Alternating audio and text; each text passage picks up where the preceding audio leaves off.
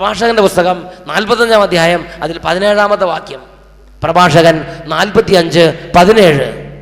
തൻ്റെ പ്രമാണങ്ങൾ യാക്കോബിനെ പഠിപ്പിക്കുന്നതിനും തൻ്റെ നിയമങ്ങളാൽ ഇസ്രായേലിന് മാർഗനിർദ്ദേശം നൽകുന്നതിനും അവിടുന്ന് അവന് തൻ്റെ കൽപ്പനകളും നിയമങ്ങളും വിധി പ്രസ്താവിക്കാനുള്ള അധികാരവും കൊടുത്തു.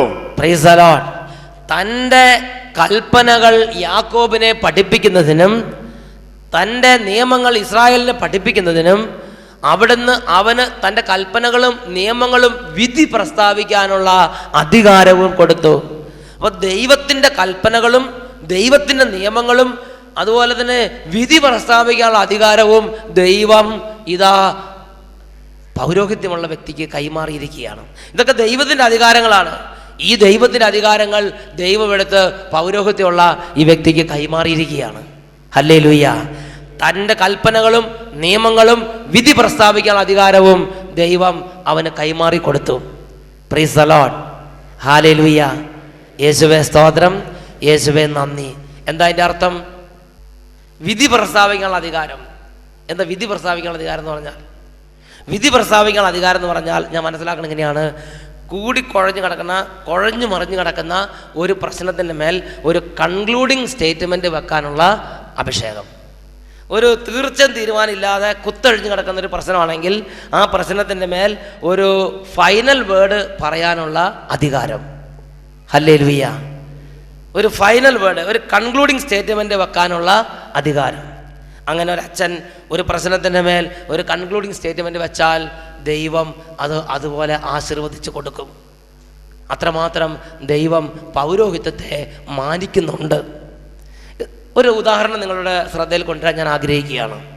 ഒരച്ഛൻ ഒരു കൺക്ലൂഡിങ് സ്റ്റേറ്റ്മെൻറ്റ് വെച്ചാൽ ആ കൺക്ലൂഡിങ് സ്റ്റേറ്റ്മെൻറ്റിൻ്റെ മേൽ എങ്ങനെയാണ് ദൈവത്തിൻ്റെ ശക്തി വ്യാപരിക്കുന്നത് എന്നറിയാൻ വേണ്ടി ഒരു ഉദാഹരണം നിങ്ങളോട് പറയാൻ ഞാൻ ആഗ്രഹിക്കുകയാണ്. ഹല്ലേലൂയ. പ്രിയപ്പെട്ട സഹോദരങ്ങളെ, ഒരു ദിവസം പാലായിൽ നിന്നൊരു ചേട്ടൻ ഇവിടെ വന്നു. ആ ചേട്ടൻ്റെ വിഷയം എങ്ങനെയാണ്? ചേട്ടൻ്റെ മകന് 37 വയസ്സ് പ്രായം. 37 വയസ്സ് പ്രായമുള്ള ഈ ചേട്ടൻ്റെ മകൻ്റെ കല്യാണം നടക്കണില്ല. കല്യാണം നടക്കാത്തതിൻ്റെ കാരണം ഞാൻ ചോദിച്ചു, എന്താ 37 വയസ്സായിട്ട് കല്യാണം നടക്കാത്തത് എന്താ? അപ്പോൾ ചേട്ടൻ്റെ കംപ്ലൈൻറ്റ് ഇതാണ്: മകന് ഒരേ ഒരു നിർബന്ധം, UK-ന്ന് ഒരു നേഴ്സ് വന്നാൽ മാത്രമേ ഞാൻ കല്യാണം കഴിക്കുന്നുള്ളൂ, ഇല്ലെങ്കിൽ കല്യാണം കഴിക്കുന്നില്ലെന്ന് നിർബന്ധം പിടിച്ചിരിക്കുകയാണ്. ഇങ്ങനെയൊക്കെ നിർബന്ധം പിടിച്ചാൽ കല്യാണം നടക്കും? UK-ന്ന് ഒരു നേഴ്സ് വന്നാൽ മാത്രമേ ഞാൻ കല്യാണം കഴിക്കുന്നുള്ളൂ, ഇല്ലെങ്കിൽ എനിക്ക് കല്യാണം വേണ്ടെന്ന് പറഞ്ഞ് മകൻ അങ്ങനെ നിർബന്ധ ബുദ്ധിയിരിക്കുകയാണ്. ഞാൻ ചോദിച്ചു, മകൻ ഇവിടെ എവിടെയെങ്കിലും വന്നിട്ടുണ്ടോ? മകൻ നിങ്ങൾ വന്നിട്ടുണ്ടെങ്കിൽ ഞാൻ ഉപദേശിച്ച് നേരെയാക്കാമെന്ന് പറഞ്ഞു. അപ്പോൾ ചേട്ടൻ പറഞ്ഞു, മകൻ കോയമ്പത്തൂർ ഒരു കമ്പനി ജോലിയാണ്, അവിടെ നിന്ന് ലീവ് കൊടുക്കുന്നില്ല, അതുകൊണ്ട് അവൻ ധ്യാനത്തിന് വന്നിട്ടില്ല, അതിന് പകരം ഞാൻ എൻ്റെ മകൻ്റെ ഫോട്ടോ കൊടുക്കുന്നുണ്ടെന്ന് പറഞ്ഞു. മകൻ ധ്യാനം കൂടുന്നില്ലെങ്കിലും മകൻ്റെ ഫോട്ടോ ധ്യാനം കൂടുന്നുണ്ടെന്ന് പറഞ്ഞു. ഞാൻ പറഞ്ഞു, എന്നാൽ ഫോട്ടോ കൂടെ തരാൻ പറഞ്ഞു. ഞാൻ ആ ഫോട്ടോയെ നോക്കി, ആ ഫോട്ടോയെ മേൽ ഒരു സ്ലീവായിട്ട് ആശീർവാദം കൊടുത്തിട്ട് കൺക്ലൂഡിങ് സ്റ്റേറ്റ്. ഇനി 37 വർഷം കഴിഞ്ഞ് കാത്തിരുന്ന കാര്യം.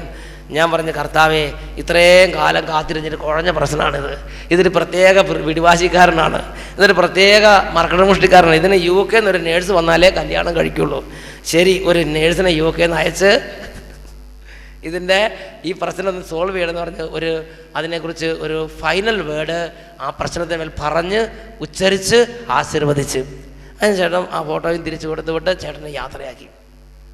പ്രിയപ്പെട്ട സഹോദരങ്ങൾ, ഒരു ജൂൺ ജൂലൈ മാസങ്ങളിലാണ് ഇത് സംഭവിക്കുന്നത്.